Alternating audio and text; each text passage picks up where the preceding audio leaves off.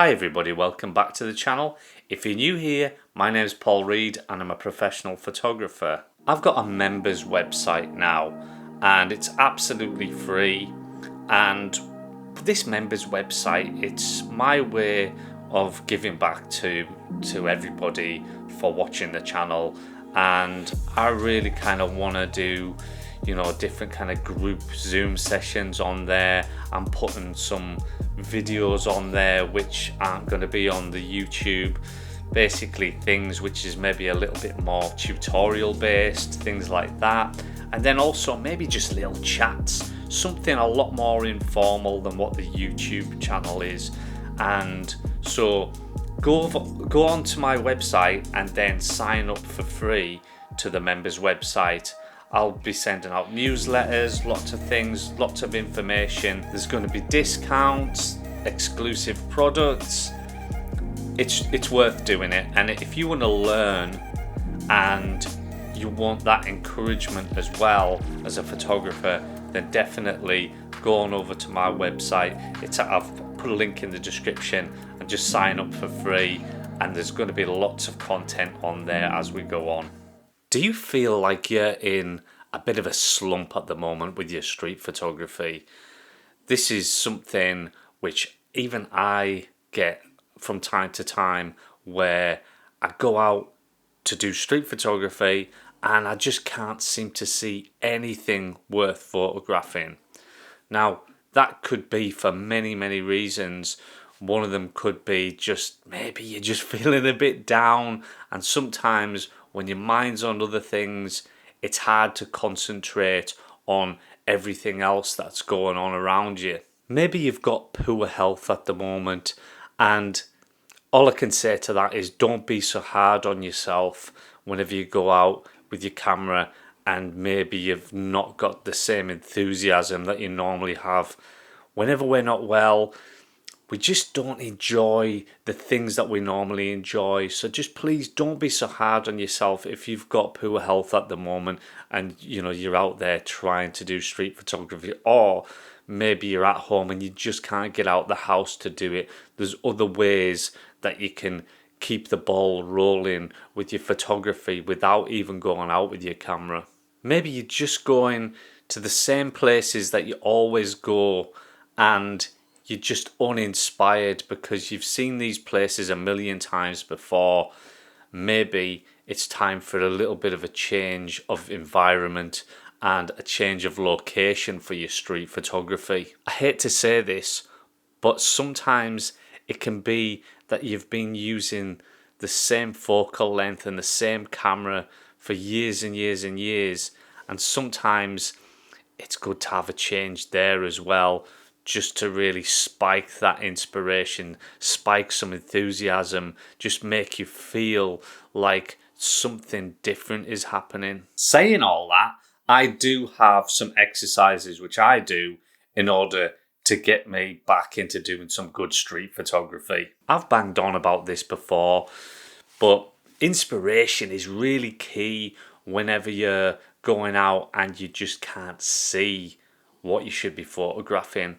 I've started to collect these little books that you can get from I got these from Waterstones. That's a bookshop in the UK, and these are called photo file books, and it takes a photographer per book, and I've just started to collect these, and it's really because, well, firstly because they're small, and photo books are normally huge.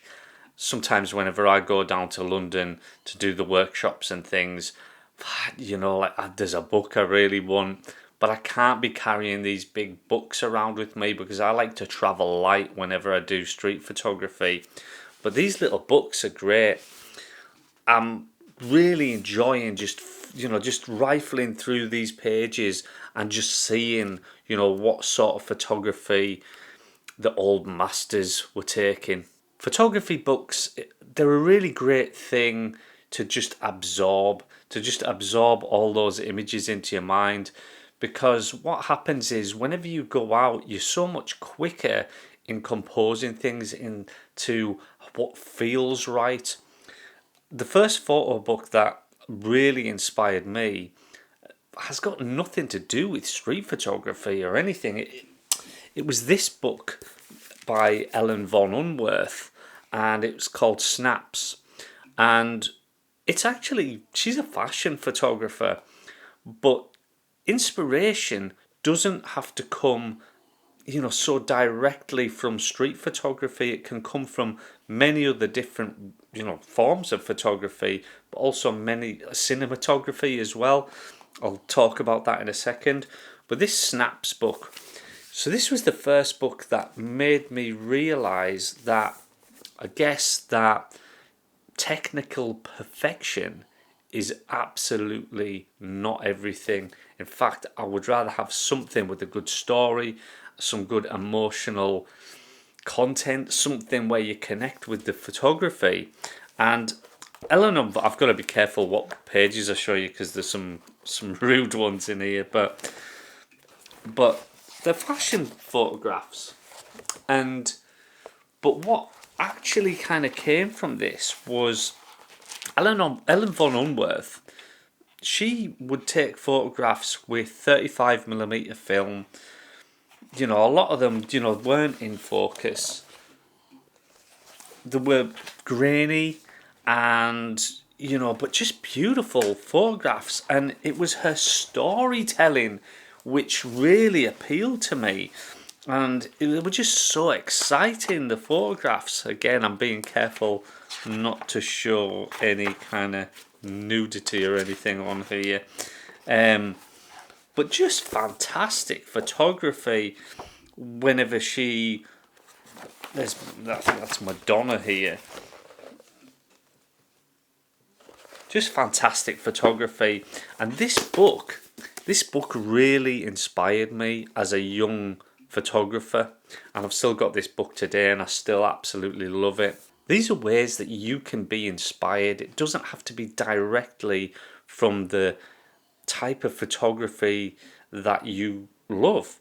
Fashion photography, good fashion photography, is often about some kind of storytelling, and your street photography, that is also about storytelling and capturing moments. Cinematography is another great one for inspiring you, because sometimes you could just almost pause something and there's a still photograph there. Again, it's just absorbing all the imagery into your mind so that whenever you go out, that it's easier for you to notice and see compositions and see great images. If there's some show that you really love on TV, say there was one I used to love, it was called Mr. Robot, and the cinematography was just brilliant in it. The way, people were placed on the screen, it was just, I used to watch it in awe, not just because I loved the show, but also because I just loved how everything looked in that. And it's so good to just be sitting and just absorbing all of that. If there's a show that you really love and it means a lot to you, then you should really try to take inspiration from that. If that excites you, then maybe you should take inspiration from that. Maybe not even street photography, maybe do just like a fine art shoot that is really kind of inspired by something that you really love. One of my exercises which I do, I'll go out to do street photography, and if I know that I'm kind of struggling a bit, what I start to do is I look for the scenes. So I kind of see the world almost as the stage, and then I'm waiting for the stars of my show to enter into the frame. So I will look out for a scene and frame that up, and then imagine what would be the ideal star to walk into this frame, or who would be the ideal actors, or whatever. And I'll imagine that, and where would they ideally be standing? Would they be walking? And then I'll take a photograph of that scene with absolutely nobody in the scene, And I'll go around and I'll do that. And if I haven't seen anything happen really, then I'll keep those photographs, and then I'll do like a virtual mood board of those scenes, and then really kind of think about them and think about, well, what is the ideal scenario here? Who do I actually want in this photograph? Because what you need to be doing is quickly recognizing a shot as soon as it happens, so if the ideal person does walk into that scene, that you're ready to go the next time that you're out, and you can go back to those scenes and wait, because patience is everything with street photography, and you can wait for the ideal person to enter the frame. What if it's unlikely that the right person will ever enter the frame? What if the foot traffic is so low there that the chances are 1,000,000 to 1 that the right person or just the right subject is going to enter that frame in that scene? Well, this is what I suggest that you do. I think what you should do is do a setup shot. And now I'm not saying pass this off as street photography. This would be classed as fine art photography. It's something that you've set, but it's still storytelling, and you can get the person that you want, use somebody that you know, you can dress them the way that you want, just buy the clothes, whatever it is that you want them to wear, and just set that shot up and tell a story. That's what I did with the Time Traveller series. The first shot that I ever took for the Time Traveller series was this shot, and I'd already seen this scene, and I'd actually just imagined this guy with the trilby and, you know, just looking out to the buildings. And from that, what happened was I just thought, I need to do this shot. And nobody is going to be doing what I want this guy to be doing. It's unlikely that there's even a person going to be walking past these buildings, never mind a guy with a trilby hat on. And is he going to look out towards the buildings? Probably not. In which case, I set that shot up. And I set it up, and that photograph, you know, was so popular. It got a Leica master shot. It's been in lots of magazines and things. But also what it did was it spawned a whole series of photographs with the Time Traveller. That was just my friend.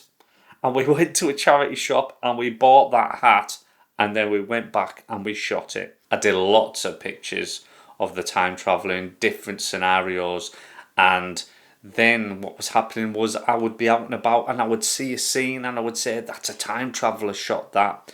So street photography isn't everything. You don't have to just be a street photographer. Just be a photographer and tell stories. Tell these stories that you've got in your mind, and you know, take that inspiration from movies, as I said, and you know, you can make your own kind of still image movies. What comes from that sort of thing, whenever you've done a setup shot and you love the photograph, what comes from that is the next time you're out doing street photography, you've got this injection of enthusiasm and inspiration, and you know, you don't feel so down in the dumps anymore. You can get out there and you can start shooting again with the right eyes. Lastly, why not come along on one of my workshops? That's brilliant. And then maybe look up slightly, just yeah, chin up a little bit. That's it, lovely, like that. Oh, that's so nice. Yeah, look here. Beautiful, amazing. I've got some in London and some in Glasgow, some in Edinburgh, some in Manchester. So just have a look. Again, it'll just be on my website. Have a look to see what dates are available for workshops, because this also could be just the thing that you need to be amongst like-minded other photographers who are also in the same position as you. And those workshops are just amazing. I love doing them. If you are not in the UK and you don't plan to come over to the UK, then I also do online workshops. And then the last thing which I do is I take on a number of people per year who I mentor, and that's also an option for you as well. I've had a few people asking me for one of these t-shirts, these monochrome mad t-shirts, and they're on the website as well in the store, amongst other things, prints, all sorts of stuff on there. So yeah, just go on over to the website, there's lots for you to see on there. Thanks again for watching, everybody. I appreciate you all so much. I appreciate every comment, every like. I do read every comment. I'll get better at replying to them, but you adding those comments and liking, just that interaction with the videos is actually what pushes those videos onto other people that have the same sort of interest as you. So even just that little like, the comment, subscribe if you haven't subscribed, this is what really helps this channel and really pushes it forward. I'll see you next time.